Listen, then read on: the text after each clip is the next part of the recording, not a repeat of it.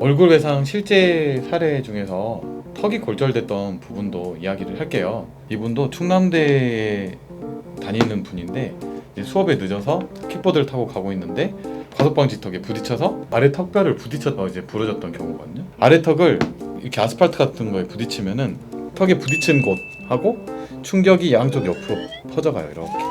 그러면 이 부딪힌 부분도 부러질 수도 있고 양쪽 옆 부분, 이걸 턱관절 부분이라고 했는데 양쪽 턱관절 부분도 한꺼번에 부러질 수가 있거든요. 실제로 이 노란색으로 표시된 부분이 부러진 부분이에요. 그래서 양쪽 턱관절 부분하고 이제 하악골이라고 하는 이 정중앙 이 부분이 부러졌어요. 이 부분은 이제 응급처치를 했어요. 사스라고 하는 걸로 이제 턱뼈에다가 고정을 하고 위아래를 묶어서 교합을 잘 맞춰주고 턱뼈나 이런 것들이 움직이지 않게 해주는 게 이제 첫 번째 응급처치고요. 그 다음 사진에서 보면은 한 가운데에 하얀색으로 된 부분이 있죠. 거기는 이제 부러진 골절편을 소형 금속판이라고 하는데 그걸 이제 고정을 해서 뼈가 이제 붙게 만드는 치료를 했어요. 그리고 사진상에서 아래 치아 쪽에서 옆으로 된 하얀 선 보이시죠? 이게 철사 내진 강선 고정이라고 이 치료도 한꺼번에 한 케이스예요. 이런 식으로 얼굴 부분에 외상이 발생할 때 얼굴이 찢어지거나 하는 이런 문제가 생기기도 하지만 치아도 손상될 수도 있고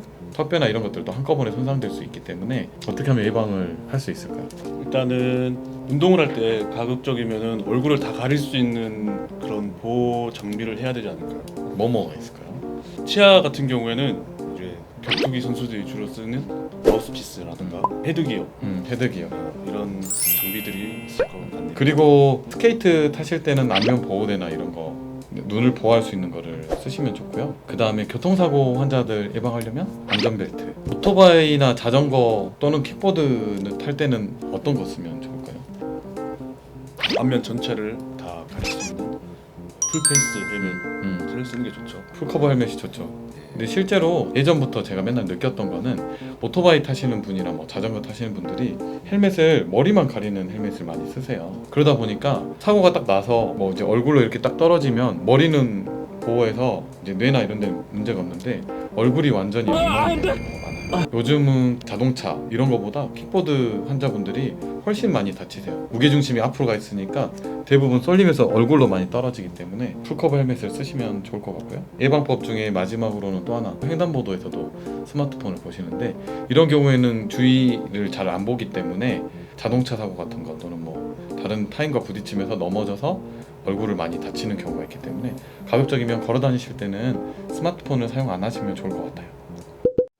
얼굴 외상 시 병원 선택은 따로 하는 방법이 있을까요? 일단은 병원 선택을 할 때는 전체적으로 다 볼 수 있는 종합병원을 선택하는 게 중요하거든요. 왜냐하면 얼굴 부분이 이제 복합적으로 손상이 일어난다 그랬잖아요. 그래서 찢어지는 것만 처치할 수 있는 병원도 있고 치아만 이렇게 처치할 수 있는 병원도 있고 턱뼈 수술만 하는 병원도 있고 하는데 이걸 한꺼번에 볼 수 있는 병원이 흔치는 않아요. 그래서 그걸 검색을 해서 한꺼번에 해결할 수 있고 또는 이제 만약 흉터가 생기면 흉터를 줄여줄 수 있는 것까지 할 수 있는 병원을 찾는 게 좋고 가급적이면 이제 뭐 치과적인 거, 의과적인 것도 한꺼번에 볼 수 있는 병원을 찾는 게 좋아요. 그래서 이게 얼굴만 다치는 게 아니라 팔다리가 부러질 수도 있고 뇌나 이런 거 다칠 수도 있기 때문에 한꺼번에 봐야 되고 또 하나 어린애들 같은 경우는 다치면서 성장점이 손상이 되는 경우도 있어요. 그래서 장기간 환자를 볼 수 있는 병원을 찾는 게 중요하고 애들 같은 경우 만약에 얼굴에 성장점이 손상이 돼서 비대칭이 생겼다 하면 커서 그 비대칭을 해결할 수 있는 수술을 할 수 있는 병원. 얼굴에 비대칭이 있으면 양악수술, 안면 윤곽수술 이런 거 들어보셨을 건데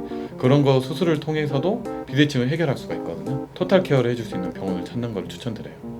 자, 오늘은 얼굴 외상에 대해서 전반적으로 이야기를 해봤어요. 다음부터는 얼굴 외상 중에서 연조직 손상, 찢어지거나 쓸리거나 뚫린 상처 이런 것들을 다루는 연조직 손상에 대해서 이야기해보려고 합니다.